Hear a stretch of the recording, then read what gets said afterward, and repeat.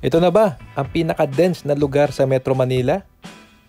Pinaka-compacted at talaga namang dikit-dikit ang mga bahayan dito. Saan ito? Tara mga kabayan, sama po kayo at puntahan natin ang lugar na ito malapit sa Laguna Lake.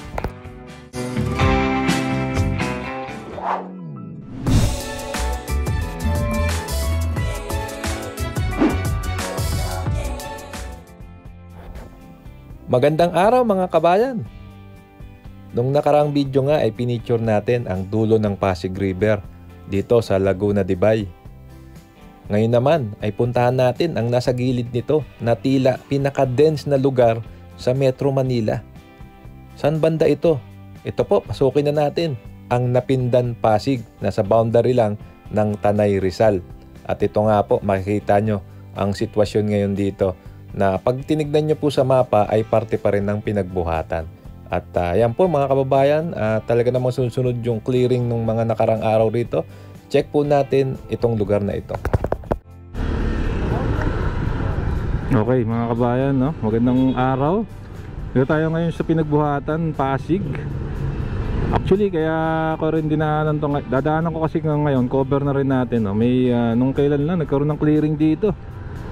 Tingnan natin kung okay pa rin ba. Mga kabayan, at isa nga to sa parang pinaka pag tinignan mo to sa drone, grabe yung congestion dito. Tsaka pag tinignan mo sa Google Maps.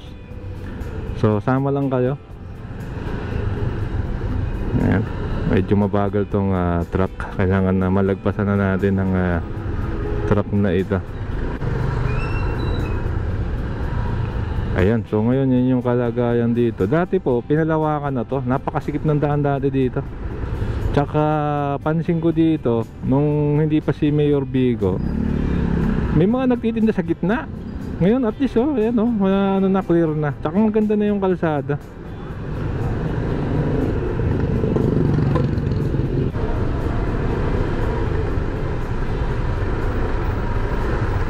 Ayan mga kababayan, tingnan nyo. May linya parang hanggang dun lang yung mga vendor. Pag lumagpas sila dyan, pwedeng sigurong damputin na sila yung mga paninda nila pag nagkaroon na ulit ng clearing. So naging naman yung rito, no? So sa mga shoutout sa mga taga pinagbuhatan nating viewer,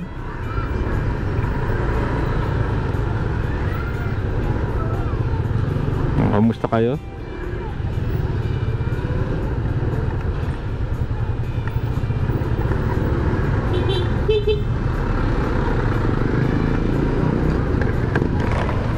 Ayan, so ayan mas maayos ngayon in fairness mga kabayan. Hindi ko po na-try ditong pumasok dyan sa mga sulok-sulok. Pero pag tinignan mo nga sa mapa,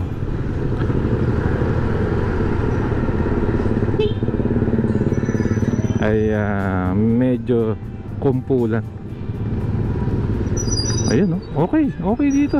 Maraming namimili, maayos. So good job din talaga, no? Suportado rin, may mga residente rin na kinausap. Suportado naman daw nila. Kapag kailangan lang talaga maging consistent sa pagpapatupad ng batas ayan tingnan nyo, walang nagtitinda sa gitna. Di ba? Merong linya hanggang doon lang sila. Tingin ko confirm nyo na lang po mga kabayan, no? Tingin ko pag lumagpas doon pwede na nilang kunin yung paninda mo. Sabihin na lumabag ka sa ayan tingnan nyo, hindi sila lumalagpas. Ayan yung linyang puti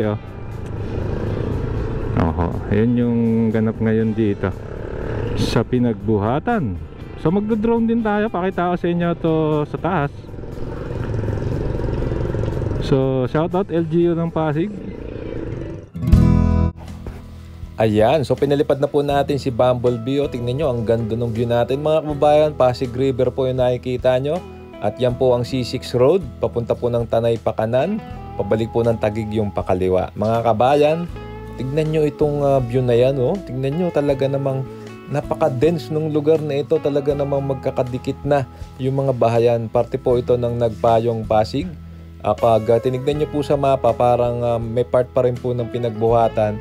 Tapos po may boundary na rin po rito, diyang Tanay Rizal. So tingnan nyo talaga namang bihira po makakita ng ganitong lugar, no? Isang malaking part po ng lupa na talaga namang ayan, no? Ganyang karami ang mga bahayan dito, no? Kaya nabanggit nga natin baka ito na yung pinaka-dense na lugar sa Metro Manila. Baka meron pa pong mas malawak dito. Comment down below na lang mga kababayan kung saan parte ng Metro Manila. Pero ito nga po kitang-kita sa drone shot at ayan talaga ang ekta-ektaryang mga bahayan. Yan, no?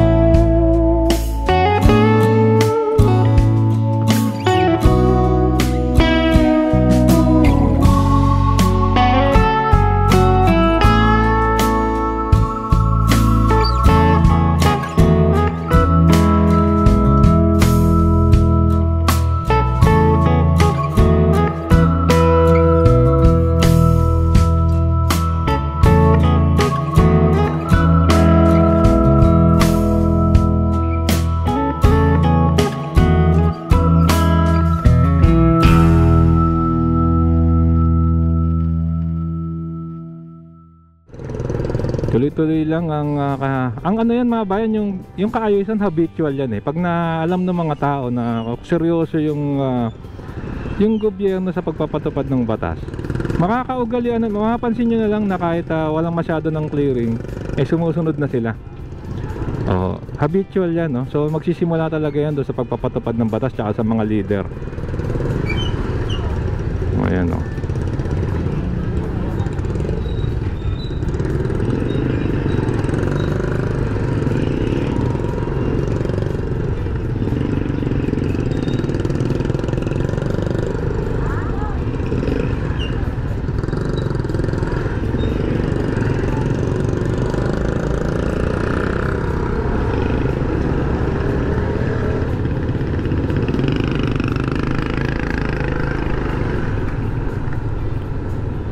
Ayan.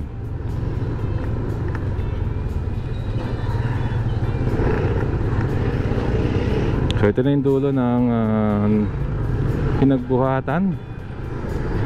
Ayan, okay na okay. Ang linis, no? At tingin ko may CCTV rin ba rito? Hindi ko natin sure. So sana nagustuhan nyo yung ating drone shot na itong pinagbuhatang Pasig. Alam ko pinagbuhatan pa rin yata ito. So shoutout, no? Ano ba ang history nito? Paki ano na lang, no? Itong pinagbuhatan. Ayan, no? Meron din silang clearing yan, no? Kinukuha na yung mga basura. Kaya malinis eh. Malinis itong lugar na ito. Boundary ng sa may Tanay. Tanay Rizal. Alright mga bayan, dito na lang kung nagustuhan nyo itong video. Ayun niya ako po kayong mag-like, mag-comment, subscribe, hit yung notification bell para updated kapag may bago tayong video. Keep safe at malasakit, sarap maglakbayan. See you po sa next vlog update mga kasama.